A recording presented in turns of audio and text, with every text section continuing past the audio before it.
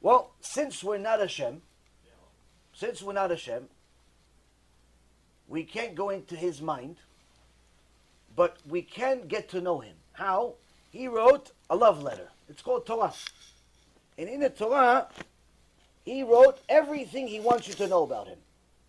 What he wants, what he likes, what he hates, what he despises, what he thinks is good, what is the purpose of the world, what is the things that are the opposite of the purpose.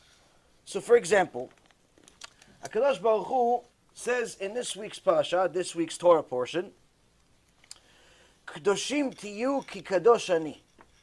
You be holy because I am holy. Okay, thank you. We know you're holy. We can be holy, but how? Perfectly good question. So he gives us first set of instructions. Ish imo ve'aviv tirau, ve'et shabetotai tishmoru. Ani Adonai Elohechem. Every man, your mother and your father, shall you revere, meaning have honor and respect for your parents. And my Shabbat you shall observe. I am Hashem your God. He says, first and foremost, remember, you have to honor your parents, but also keep Shabbat. Why does he connect this one to that one? He says, even though we have 10 commandments, on the 10 commandments, we have 10 different things that Hashem says this is the foundation of everything. All 620 mitzvot that we have, 613 from the Torah, 7 from the rabbis, all of them stem from the 10 commandments. It's like that's the tree and the others are the branches. He says, you see, these 10 commandments, they come in order. First is, I'm the God that took you out of Egypt. There's only one God. Second is, don't worship anybody else.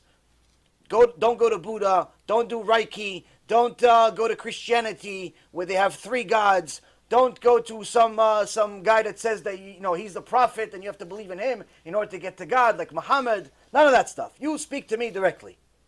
Third one is, don't use my name in vain. Don't just say Hashem's name for no reason. Either say it when you're praying or when you're teaching, but don't just say it, hey, Steve. Hashem is not Steve. Hashem is not something, don't just say his name. The fourth one is keep Shabbat. Keep Shabbat. The fifth one is honor your parents.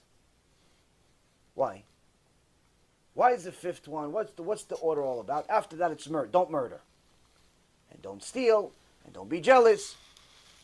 Why does he say it here? He says, you see, I give you an order on the 10 commandments for a reason.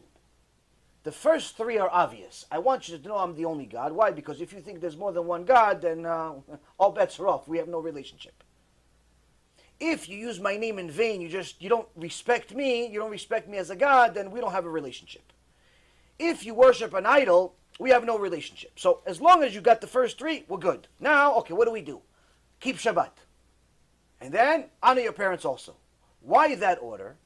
Hashem says in this verse, he says, see, you have to honor your parents. It's very, very important to give respect to your parents. But always remember that Shabbat is the 4th commandment, not the 5th one. It came before.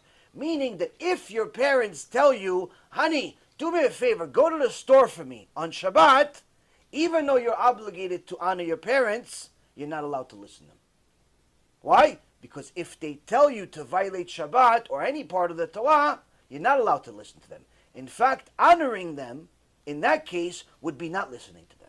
If they tell you that on a Sunday, on a Monday, Tuesday, Wednesday, or Thursday, no problem. But if they tell you that on Shabbat, you're not allowed to do it. Why? Because you're not allowed to work on Shabbat, you're not allowed to use money on Shabbat, you're not allowed to drive on Shabbat, and so on and so forth. So, the Torah gave us many, many verses, 304,805 letters in the 5 books of Moses. They give us clear instructions of what he wants from us, which in essence lets us get to know him. The more you get to know him, the more you get to know what he wants from you, and the more you realize that what he wants for you is for your best interest. And as you get to know him, you're going to start thinking like him. Just like, for example, if you go to a certain course in college or something, and you're going to want to be an A student in this course. How do you become an A student in this course? You befriend a teacher, you befriend a mentor, and you listen and you teach, and you not only just go to class, you want to do above and beyond. So you ask him for suggestions. What else should I read other than what you're suggesting for everybody else? What else should I do with my time other than just do the homework? What else do I do in order to succeed in this course? Same thing in the business world.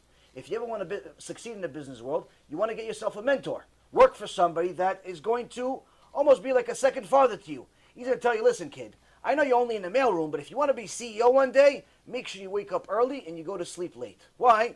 Because that will make sure that you are the first one in, last one out. If you're the hardest worker, that already gives you an advantage over everybody else. So this mentor already gave you a rule for life. You want to succeed, you have to work hard. Then he's going to tell you, you know what? You want to make sure that you study. Don't just come and wing it. Don't just come to work and just try your best. Hopefully it works out. Throw something on the wall, maybe it sticks. No, study what you're going to do. If you're going to be a salesman, study the product. Study what you're going to sell. Get to know the product. If you don't like it, why are you selling it? Don't sell something you don't like. Study the product. You don't like it? Find something else. Find a different company. Don't just work because of money. Work because you're passionate about what you do, and so on and so forth. This mentor is going to give you different guidelines of what to do, which means that if you want to succeed, you're going to want to know how to succeed. He's going to tell you how. The more you get to know him, the more you get to know how he thinks. And eventually, even though he's not going to tell you every little bit of what to do, you've heard enough advice from him that you already know how he would look at this specific situation. So you don't have to ask him everything for the rest of your life. It's just that after enough answers that you got from this person, you already get the point. It's like, oh, you know what? Even though I'm not asking him, I know that when he had a similar situation, this is what he did. And you start thinking like the mentor, and in essence become the mentor yourself. Now you're never going to become God, but you could think like God. Meaning you could think like a holy person. And that's what HaKadosh Baruch Hu wants from us.